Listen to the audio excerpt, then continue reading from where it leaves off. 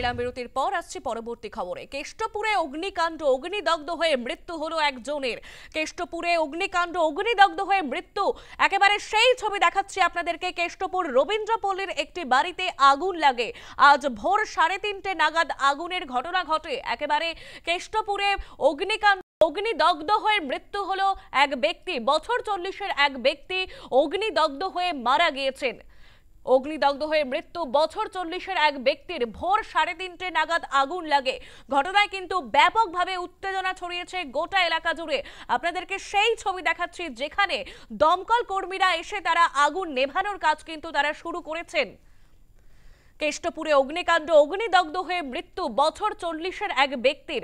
কেষ্টপুর রবীন্দ্রপল্লীর বাড়িতে আগুন লাগে। ভোর 3:30 নাগাদ আগুন লাগে।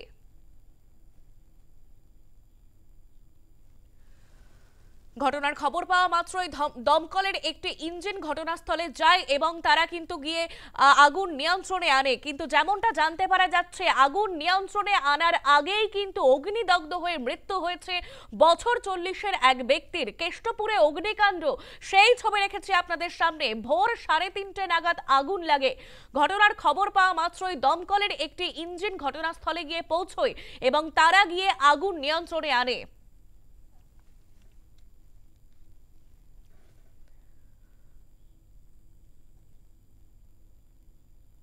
আপনাদের আরো একবার জানিয়ে রাখবো, কেষ্টপুরে অগ্নিকাণ্ড, অগ্নিদগ্ধ হয়ে মৃত্যু বছর 40-এর এক ব্যক্তির।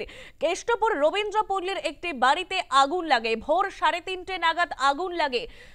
আমরা টেলিফোন লাইনে কথা বলবো। আমাদের সঙ্গে রয়েছে আমাদের প্রতিনিধি সন্তোষ ঠাকুর। সন্তোষ, কেষ্টপুরে অগ্নিকাণ্ড, অগ্নিদগ্ধ হয়ে মৃত্যু হয়েছে একজনের, কিভাবে ঘটলো এই ঘটনা? যেটা এখনো পর্যন্ত পরিষ্কার নয় কিভাবে ঘটেছে, কিন্তু যে এই ঘটনা ঘটেছে কেষ্টপুর রবীন্দ্রপল্লী একটি বাড়িতে এবং গ্রাউন্ড ফ্লোর অর্থাৎ নিচের তলায় সেই ব্যক্তি থাকতো।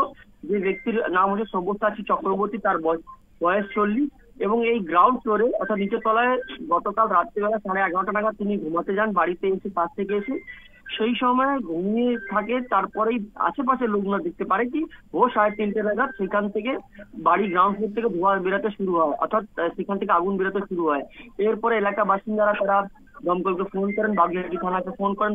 দমকলের একটি ইঞ্জিন ঘটনাস্থলে আসে এবং যখন আগুন নিয়ন্ত্রণে নিয়ে আসতে পারেন দমকলে করবে, তখন তারা ভেতরে প্রবেশ করেন এবং ভেতরে ঢোকার পর, বাড়ির ভেতরে ঢোকার পর তারা দেখতে পান কি একটা দেহ পুরোপুরি পুড়ে গেছে এবং সেইভাবে পড়ে আছে মাটিতে। এরপরে সেই দেহকে বার করা হয়েছে। তখন আশেপাশের লোকজনরা চিহ্নিত করতে পেরেছেন যে এই ব্যক্তি যিনি পুড়েছেন এবং যিনি ইতিমধ্যে তার মৃত্যু হয়েছে তার নাম হচ্ছে সব্যসাচী চক্রবর্তী। তিনি এই গ্রাউন্ড ফ্লোরে অর্থাৎ এইখানকারই বাসিন্দা, এই ফ্লোরেই থাকেন তিনি।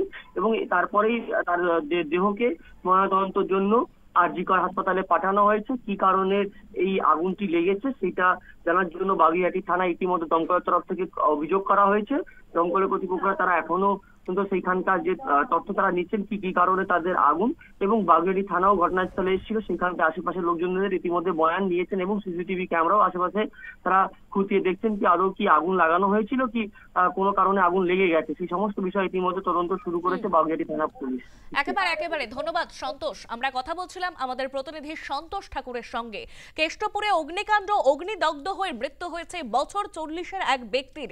কেষ্টপুর রবীন্দ্রপল্লীর একটি বাড়িতে আগুন লাগে। ঘটনার তদন্ত শুরু করেছে বাগুইআটি থানার পুলিশ।